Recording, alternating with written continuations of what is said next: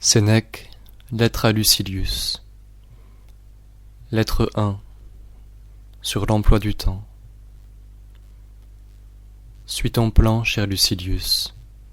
Reprends possession de toi-même.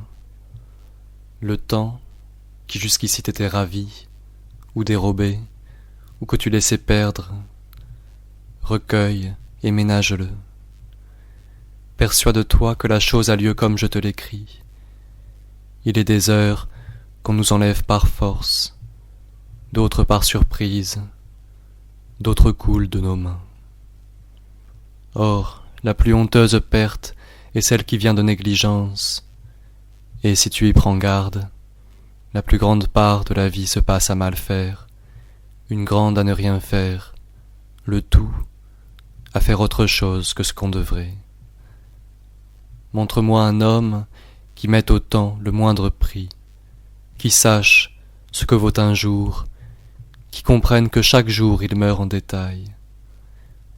Car c'est notre erreur de ne voir la mort que devant nous. En grande partie, déjà, on l'a laissée derrière. Tout l'espace franchi est à elle. Persiste donc, ami, à faire ce que tu me mandes. Sois complètement maître de toutes tes heures. Tu dépendras moins de demain si tu t'assures bien d'aujourd'hui. Tandis qu'on l'ajourne, la vie passe. Cher Lucilius, tout le reste est d'emprunt. Le temps seul est notre bien. C'est la seule chose, fugitive et glissante, dont la nature nous livre la propriété. Il nous en dépossède qui veut.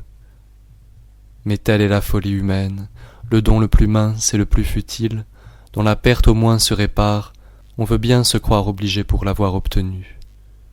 Et nul ne se juge redevable du temps qu'on lui donne, de ce seul trésor que la meilleure volonté ne peut rendre.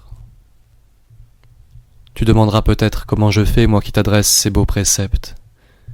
Je l'avouerai franchement, je fais comme un homme de grand luxe, mais qui a de l'ordre. Je tiens note de ma dépense.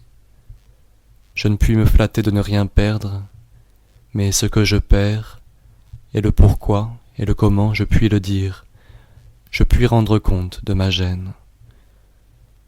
Puis il m'arrive, comme à la plupart des gens ruinés sans que ce soit leur faute, chacun les excuse, personne ne les aide. Mais quoi? Je n'estime point pauvre l'homme qui, si peu qu'il lui demeure, est content. Pourtant j'aime mieux te voir veiller sur ton bien, et le moment est bon pour commencer. Comme l'ont en effet jugé nos pères, ménager le fond du vase, c'est s'y prendre tard.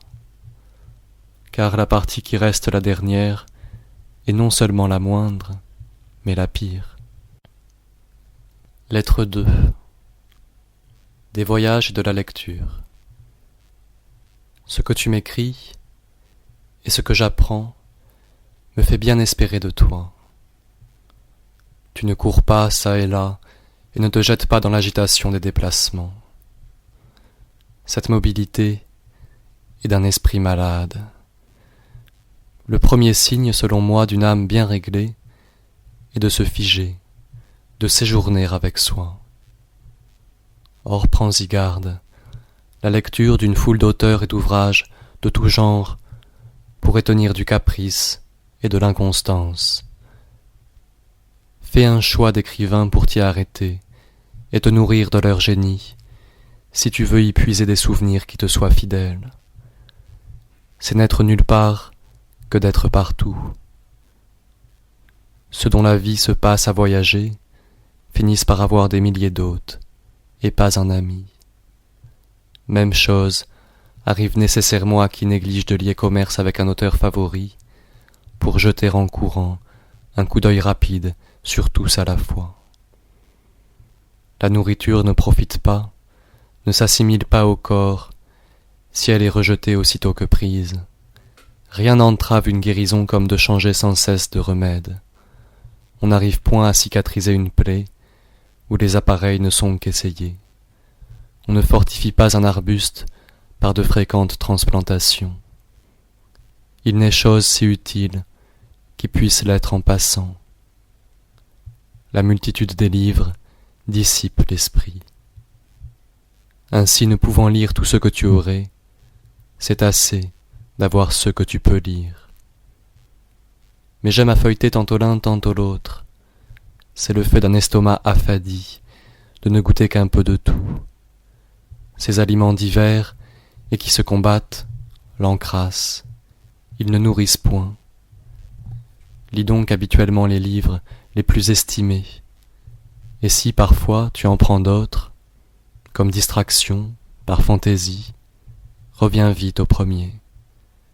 Fais chaque jour provision de quelque arme contre la pauvreté, contre la mort, contre tous les autres fléaux.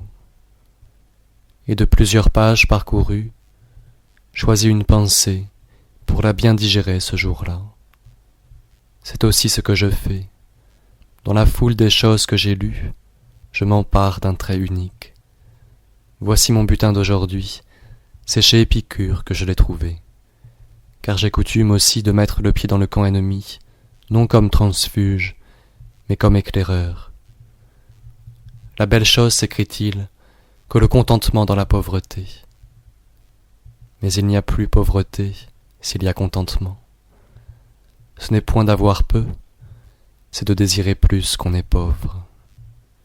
Qu'importe combien cet homme a dans ses coffres, combien dans ses greniers, ce qu'il engraisse de troupeaux, ce qu'il touche d'intérêt, s'il dévore en espoir le bien d'autrui, s'il suppute non ce qu'il a acquis, mais ce qu'il voudrait acquérir. Quelle est la mesure de la richesse, diras-tu? D'abord, le nécessaire, ensuite ce dont on se contente.